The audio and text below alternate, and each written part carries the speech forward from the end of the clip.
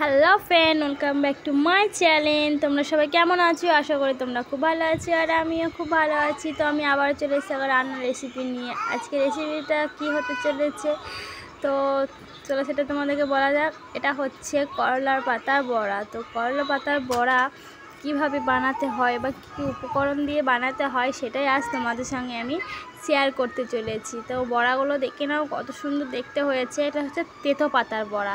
এই বড়াটা খেতে কিন্তু খুব সুস্বাদু লাগে। তো এখানে আমি নিয়ে নিয়েছি ছোলার ডাল বাটা। আমি এখানে বেসন নিইনি, তোমরা চাইলে বেসনও নিতে পারো। আর এখানে করলার পাতা কুচি করে নিয়েছি, অল্প একটু মানে লঙ্কা গুঁড়ো দিয়েছি, লঙ্কা কুচিয়ে দিয়েছি আর কটা পেঁয়াজ কুচিয়ে দিয়েছি। তোমরা যে যেরকম ঝাল খাবে তোমরা সে সেরকম ঝাল ব্যবহার করতে পারো। তো এখানে আমি কাঁচা লঙ্কা কুচো ব্যবহার করেছি। এখন অল্প পরিমাণ মতন হলুদ দিয়ে দিয়েছি, তোমরা চাইলে বেসনও দিতে পারো। তো এখানে আমার কাছে বেসন ছিল না বলে আমি ছোলার ডাল বেটে দিয়েছি। আর দেখতে পাচ্ছ স্বাদ মতন আমি লবণও দিয়ে দিয়েছি। তো এই রান্নাটা কিন্তু খুবই টেস্ট হয় এবং এটা গরম গরম ভাত দিয়ে খেতে কিন্তু খুবই ভালো লাগে। তো তোমরা চাইলে বাড়িতে ট্রাই করতে পারো। করলার পাতাগুলো প্রথমে সরু সরু করে কুচি করে নিতে হবে। তারপরে বেসন হোক ছোলার ডাল হোক যার ঘরে যেরকম থাকবে সেই সেরকম উপকরণ দিয়ে এটা বানিয়ে নেবে একবার। তো দেখবে খেতে কিন্তু খুবই টেস্ট হয়। তোমরা বাড়িতে কিন্তু অবশ্যই ট্রাই করো। আর ভিডিওটা স্কিপ করো না, ভিডিওটা স্কিপ করলেই তোমরা কিন্তু ভিডিওটা দেখা মিস করে যাবে যে কী কী উপকরণ দিচ্ছি। তাই ভিডিওটা স্কিপ না করে ভিডিওটা প্রথম থেকে শেষ অবধি দেখো। এখানে আমি ভালো করে মেখে নিচ্ছি।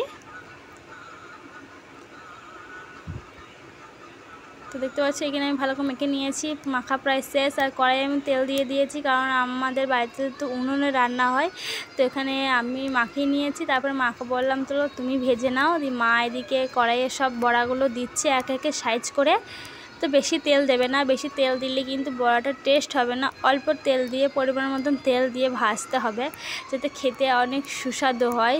আর আমাদের রান্নাটা সবসময় উনুনেই হয়, কারণ উনুনে রান্না করলে কিন্তু খেতে অনেকটি টেস্ট হয় এবং তার স্বাদও বেড়ে যায়। তাই তোমরা যদি তোমাদের বাড়িতে যদি উনুন থাকে তাহলে উনুনে করবে, না হলে তোমরা গ্যাসে করতে পারো। আমি সবসময় উনুনে রান্না করারই চেষ্টা করি।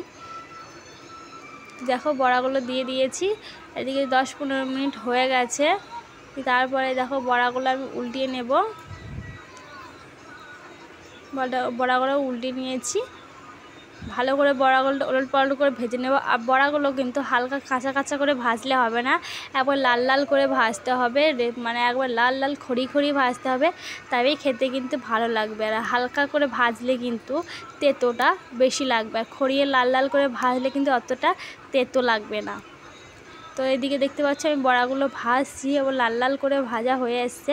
এই বড়াগুলো কিন্তু তোমরা এমনিও খেতে পারো এবং তোমরা গরম ভাত দিয়েও খেতে পারো, কিন্তু বড়াগুলো গরম গরম খাওয়াই একটু বেস্ট। মানে গরম গরম খেলে কিন্তু বড়ার স্বাদ অনেকটা বেড়ে যায় এবং তেতো ভাবটা একটু অল্প লাগে। কিন্তু করলার পাতা তো তেতো তো লাগবেই, তো তেতো ভাবটা একটু অল্প লাগে।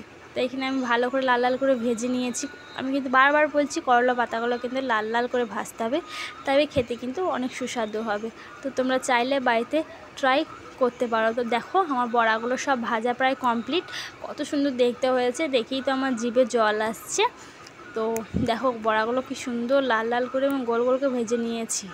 তো তোমরা চাইলে বাড়িতে ট্রাই করতে পারো এবং ভিডিওটা যদি ভালো লাগে তো like, comment, share and subscribe করতে ভুলবেন না। তো দেখা হবে নেক্সট কোনো ভিডিওর সাথে।